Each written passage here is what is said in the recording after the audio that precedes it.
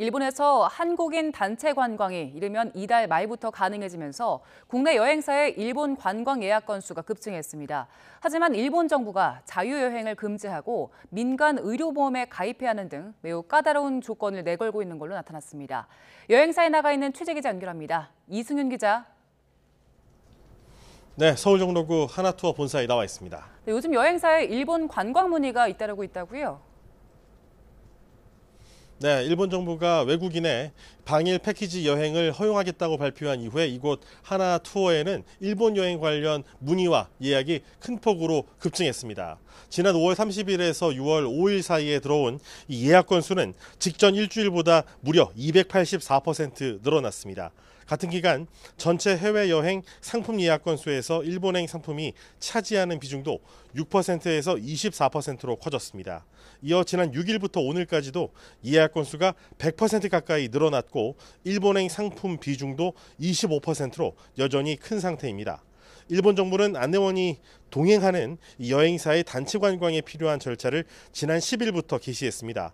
2020년 4월 이 관광 목적의 외국인 입국을 금지한 지 2년 2개월 만입니다. 네, 그런데 일본 정부가 발표한 외국인 관광단체가 지켜야 할 지침이 상당히 까다롭다고요?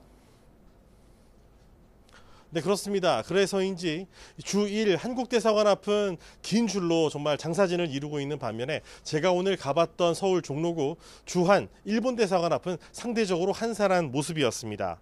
일본 정부는 자유여행 형태의 관광 목적 입국은 아직 인정하지 않고 있어서 패키지 여행 일정에 일부 자유시간을 두는 것도 불가능해졌습니다.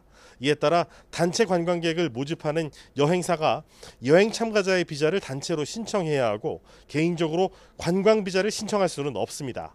또 일본을 찾는 단체 관광객들은 코로나19에 걸려 치료를 받는 때를 대비해서 여행 전 민간 의료보험에 가입해야 합니다. 특히 마스크 착용이 권고되며 식사 중 대화도 자제해야 하고 인솔자는 교통수단 동선은 물론 음식점 내 착석 위치까지 파악해야 합니다.